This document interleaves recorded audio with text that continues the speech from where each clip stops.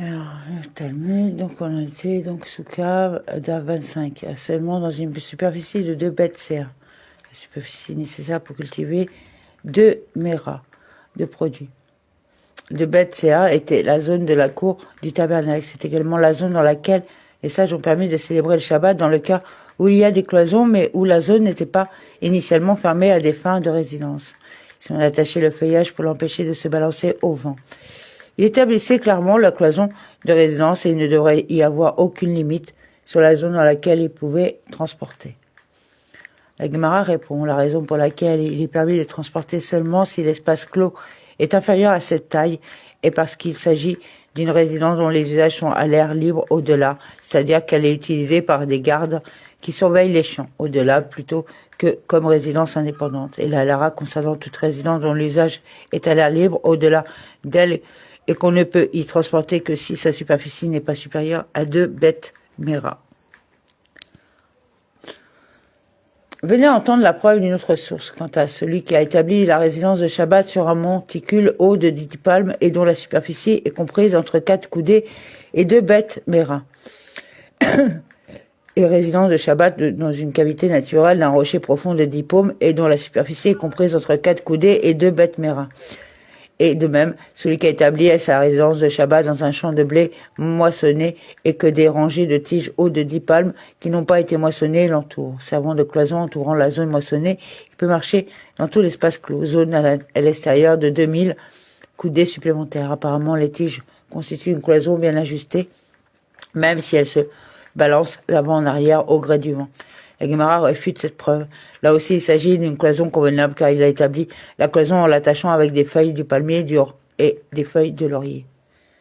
Mishnah, ceux qui sont sur le chemin pour accomplir le mitzvah sont exemptés de la mitzvah de Souka, les malades.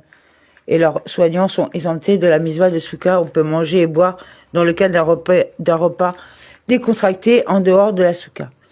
La Gemara demande d'où proviennent ces questions selon lesquelles celui qui accomplit le mitzvah est exempté de la mitzvah de Souka. Les sages ont enseigné dans une Beretta qu'il est écrit dans la Torah que l'on récite le schéma au moment suivant, quand tu es assis dans ta maison et quand tu marches sur le chemin et quand tu te couches et quand tu te lèves. Deutéronome 6.7, les sages interprètent quand vous êtes assis dans votre maison, à l'exclusion de celui qui est engagé dans l'accomplissement du mitzvah, qui n'est pas assis à la maison et quand vous parcourez le chemin. À l'exclusion d'un marié qui est préoccupé par sa mitzvah de consommer le mariage et ne suit pas le chemin. La Beretta ajoute que si les sages ont déclaré celui qui épouse une vierge est dispensé de réciter le chemin lors de sa nuit de noces et celui qui épouse une veuve est obligé. La Gemara demande d'où peut-on déduire de ce verset qu'un marié est exempté de la mitzvah de schéma. Ravuna a dit, les circonstances dans lesquelles on est obligé de réciter le schéma sont comme les circonstances dans lesquelles on marche le long du chemin. Tout comme le cheminement décrit dans le verset est volontaire et n'applique aucune mitzvah. De même, tous ceux qui sont obligés de réciter les schémas sont également engagés dans des activités bénévoles à l'exclusion de ce marié qui est engagé dans l'accomplissement d'une mitzvah. La Gemara demande, le verset ne précise pas le chemin par lequel on marche. N'avons-nous pas affaire à quelqu'un qui marche sur le chemin pour une question de mitzvah? Et pourtant, miséricordieux dit de réciter le schéma. Apparemment, on est obligé de le faire même si l'on décide d'accomplir le mitzvah. La Gemara répond, s'il est vrai que l'intention était d'obliger même ceux qui sont engagés dans l'accomplissement du mitzvah, que le verset dise en étant assis et en marchant. Que signifie quand tu es assis et quand tu marches? Cela vient souligner que dans votre marche entreprise pour des raisons personnelles et de votre propre volonté, que vous êtes obligé de réciter le schéma. En marchant dans le but d'accomplir le mitzvah, vous êtes dispensé de réciter le schéma. La Gemara demande si tel est le cas, même celui qui épouse une veuve devrait également être exempté car lui aussi est engagé dans l'accomplissement du mitzvah. Cela contredit cependant la Beretta. La Gemara répond qu'il y a une distinction entre celui qui épouse une vierge et celui qui épouse une veuve. Celui qui épouse une vierge est préoccupé par le souci de ne pas découvrir que son épouse n'est pas vierge, tandis que celui qui épouse une veuve n'est pas préoccupé. La Gemara demande et pourtant, et partout où l'on est préoccupé est-il effectivement exempté. Mais si tel est le cas, alors celui dont le navire est coulé en mer et celui qui est préoccupé devrait également être exempté. La Gemara renforce cette question. Et si vous dites cela, effectivement, c'est vrai. Rabbi Abba Bar Zavda n'a-t-il pas dit que Rav a dit? Une personne en deuil est obligée dans toutes les mitzvahs mentionnées dans la Torah, y compris la récitation du schéma, à l'exception de la mitzvah, revêtir des phylactères dont il est exempté, comme on le dit dans le terme de splendeur à propos des phylactères. Si une personne en deuil qui est clairement peinée et préoccupée est obligée de réciter le schéma, alors que certainement toutes les autres personnes préoccupées, même celles dont le navire a coulé en mer, dont la perte était simplement monétaire, Berka Hachem, devrait être obligé. Pourquoi alors un marié est-il exempté en raison de sa préoccupation et celui qui a perdu ses biens ne l'est pas? La Guémara répond. Néanmoins, il existe une distinction entre les cas. Ici, dans le cas d'un marié, il est préoccupé par la préoccupation du misva qu'il doit accomplir. Là, dans le cas d'un navire perdu en mer, il est préoccupé par la préoccupation d'un acte volontaire qu'il choisit d'accomplir. Paragraphe, la Guémara demande. Et le principe à l'arrêt selon laquelle celui qui est engagé dans une misva est dispensé d'accomplir une autre misva dérive-t-il de là? C'est de là qu'il est enseigné, comme il est enseigné dans une vérita qu'il est écrit. Il y avait certains hommes qui étaient impurs à cause du cadavre d'une personne ne purent observer le Pessar ce jour-là, nombre 9-6. Avant de poursuivre la discussion, la Beretta cherche à clarifier concernant ces hommes devenus impurs. Qui était-il? La Beretta répond, il était le porteur des cercueils de Joseph que le peuple juif emportait avec lui dans le désert. C'est la déclaration du rabbin Yosei à Galilée. Dave 25b. Rabbi Akiva dit, il s'agissait de Michaël et d'Elsaphan qui transportaient les corps d'Adav et Abihu, après qu'ils étaient été brûlés dans le sang des saints, voir Lévitique 10.4. Rabbi Israq dit, ces identifications sont inexactes, car s'ils étaient porteurs de cercueil de Joseph, ils auraient pu déjà être purifiés. Ils campèrent au Sinaï suffisamment de temps pour se purifier à temps pour sacrifier l'anneau pascal. Et s'ils étaient Michaël et Elsaphan, ils auraient pu déjà être purifiés, car le tabernacle fut érigé le 1er Nissan, qui était le 8e jour de l'inauguration, lorsque les fils d'Aaron furent brûlés. Il restait plus de 7 jours jusqu'à la veille de Pâques, le 14 Nissan. Il s'agissait plutôt de personnes anonymes qui s'occupaient d'un cadavre dont l'enterrement est une misva, c'est-à-dire qu'il n'y a personne d'autre disponible pour l'enterrer et leur 7e jour d'impureté s'est produit précisément à la veille de la Pâque. Comme il est dit, ils ne purent observer le Pessar ce jour-là, nombre 9-6. La Guémara en déduit. Ce jour-là, ils n'ont pas pu l'observer. Le lendemain, ils purent l'observer, bien qu'il soit purifié à la tombée de la nuit et puisse alors participer à l'agneau pascal au moment de l'abattage et de l'aspersion du sang. Ils n'étaient pas encore purs. Ils demandèrent si l'agneau pascal pouvait être abattu en leur faveur. Apparemment, ils étaient obligés d'accomplir la misva d'enterrement du cadavre, même si cela les empêchait d'accomplir la misva du sacrifice de l'agneau pascal, qui est une misva stricte. C'est la source du principe selon lequel celui qui accomplit une misva est dispensé d'accomplir une autre misva. La Gemara répond, les deux sources sont nécessaires car si nous l'avait appris là, dans le cas d'impureté conférée par un cadavre, la conclusion aurait été que l'exemption du sacrifice de l'agneau pascal est due au fait que le moment de l'obligation de Pessah n'était pas encore arrivé, lorsqu'ils furent obligés d'enterrer le cadavre.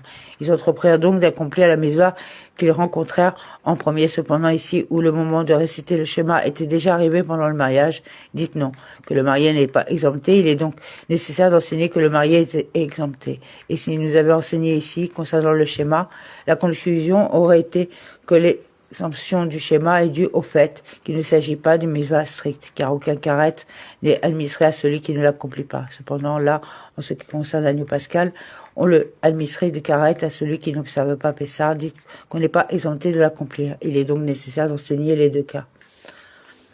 Paragraphe. En ce qui concerne le sujet lui-même, Rabbi Abba Bar Zavda a dit que Rav a dit, une personne en deuil est tenue de respecter toutes les misvot mentionnées dans la Torah, à l'exception de la misva de revêtir les phylactères dont une personne en deuil est exemptée, comme l'indique les termes de splendeur.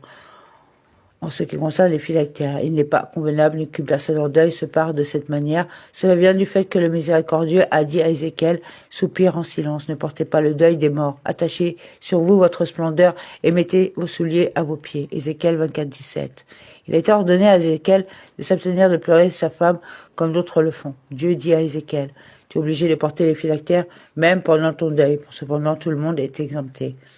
La Guémara commente, c'était l'exemption s'applique uniquement le premier jour de deuil, comme il est écrit, et je ferai ce jour comme le deuil d'un fils unique et sa fin comme un jour amer. Amos 8-10. De ce verset, il en ressort que l'amertume primaire d'une personne en deuil ne dure qu'un jour. Dans le même ordre d'idée, le rabbin Bar Zavda a déclaré que Rav a dit une personne en deuil est obligée dans la misva de Souka. La Guémara demande, c'est évident, pourquoi serait-il exempté? La Guémara répond, de peur que vous ne disiez que puisque Rabbi Abba Bar Zavda a dit que Rav a dit que celui qui souffre à cause de sa présence dans la souka est exempté de la misva de la souka. On aurait pu dire que cette personne en deuil est aussi celle qui souffre et qui devrait également être exemptée. Par conséquent, elle nous enseigne que la personne en deuil est obligée dans la mitzvah de Souka. Ces cas ne sont pas dissimilaires puisque cette exemption de la Souka ne s'applique qu'aux souffrances causées par la Souka elle-même. Par exemple, lorsqu'on a froid ou chaud, ou lorsque le toit dégage une odeur nauséabonde. Cependant, ici, dans le cas d'une personne en deuil, où elle se fait souffrir sans rapport avec sa présence dans la Souka, elle est tenue de s'installer et d'accomplir la mitzvah. Paragraphe. Et Rabbi Abba Bar Zalouda a dit que Rav a dit: le marié, les garçons d'honneur et tous les membres du cortège qui participent à la célébration du mariage sont exemptés de la mitzvah de Souka pendant les 7 jours de la célébration du mariage. La Guémara demande quelle est la raison pour laquelle ils sont exemptés. C'est parce qu'ils veulent se réjouir. La Guémara demande et qu'ils mangent dans la Souka, ils se réjouissent dans la Souka. La Guémara répond: la célébration d'un mariage a lieu uniquement dans la maison nuptiale où résident les jeunes mariés après la cérémonie du mariage. La Guémara demande qu'ils mangent donc dans la Souka comme tout le monde et se réjouissent dans la maison des noces. La Guémara répond: il n'y a de joie que là où il y a un repas. Par conséquent, puisque la célébration doit avoir lieu au domicile des jeunes mariés, le repas doit également y être. La Guémara demande et qu'ils établissent la maison du mariage dans la Souka. Abbaye a déclaré: cela ne peut pas être fait en raison de l'interdiction de l'isolement de la mariée avec un homme autre que son mari. Comme la Souka était souvent établie sur un toit, si le marié descendait à un moment donné, la mariée pouvait se trouver seule dans la Souka avec un homme. Et Rava a dit: la raison est due à la souffrance du marié, puisque la Souka n'est pas entouré de tous les côtés, il ne pourra pas jouir de l'intimité avec son épouse. La Guémara demande quelle est la différence pratique entre eux. La Guémara répond: la différence pratique entre eux réside dans le cas où les gens entrent et sortent régulièrement de la Souka. Selon celui qui a dit que la raison est due à l'interdiction d'être seuls ensemble, il n'y a pas lieu de s'inquiéter dans ce cas. Cependant, selon celui qui a déclaré que la raison était due à la souffrance du marié, il y a de quoi s'inquiéter dans ce cas également. Rabbi Zera a dit: je me suis marié la veille de la fête de Sukkot et j'ai mangé dans la Souka et je me suis réjoui dans la maison nuptiale. Et d'autant plus, mon cœur s'est réjoui lorsque j'ai accompli 2 mitzvot, la mitzvah de mariage et la célébration de la compagne et la mitzvah de Souka. Néanmoins, il n'exigeait pas que les autres fassent de même. Les sages ont enseigné le marié, les garçons d'honneur et tous les membres de la noce sont exemptés de la mitzvah de prière, de la mitzvah des phylactères parce qu'ils sont incapables de rassembler l'intention requise en raison de l'excès de joie et de légèreté, mais ils sont obligés dans la mitzvah de réciter le schéma. Amen.